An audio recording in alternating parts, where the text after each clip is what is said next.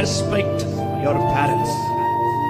உன் தகப்பனையும் தாயையும் கல்யாணம் ஆனாலும் சரி ஆகாட்டியும் சரி, கல்யாணம் ஆகி நீ அம்மா வீட்டுக்கு போயிருந்தாலும் சரி, இல்ல கூட்டு குடும்பமா இருந்தாலும் சரி, உன் தகப்பனையும் தாயும் கனம் பண்ணு. உங்க அப்பா அம்மா போன் பண்ண உடனே எடுத்து அப்பா அப்பா வை வை வை வை சொல்லாத. உங்க அம்மா போன் பண்ணி எங்கடா இருக்க, அம்மா வை வை வை சொல்றேன்ல ஃப்ரெண்ட்ஸ் கூட இருக்கேன்னு சொல்லாத. கனப்படுத்து. போன் பண்றாங்களா பைக்கை நிறுத்தி சொல்லுங்கம்மா என்ன பண்றீங்க, சாப்பிட்டீங்களா கேளு. உன்னை விசாரிக்கிறாங்கல்ல. உனக்கு ஒரு பிரச்சனைனா உன் ஃப்ரெண்ட்ஸ் வர மாட்டான், உன் குடும்பம் தான் வரும். நீ ஆக்சிடென்ட் ஆகி ரோட்ல விழுந்துட்டீங்கன்னா உன் ஃப்ரெண்ட்ஸ் காசு தர மாட்டான், உங்க அப்பா தான் தலையை பிச்சுக்குவாரு என் பையனுக்கு ஆபரேஷன் பண்ணணும். உன் ஃப்ரெண்ட்ஸ் வர மாட்டான்.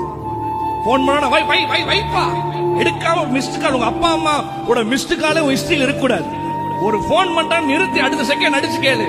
ஏன்னா ஒரு நாள் வரும் உங்க அப்பா அம்மா போன் நம்பர் இருக்கும், ஆனா உன்னை விசாரிக்க உங்க அப்பா அம்மா இருக்க மாட்டாங்க.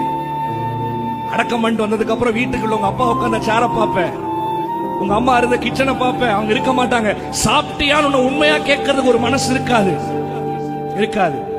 இருக்கும் பொழுதே அவங்கள ரெஸ்பெக்ட் பண்ணு. கற்பனையிலே மேலான கற்பனை உன் தகப்பனையும் தாயையும் கனம் பண்ணு.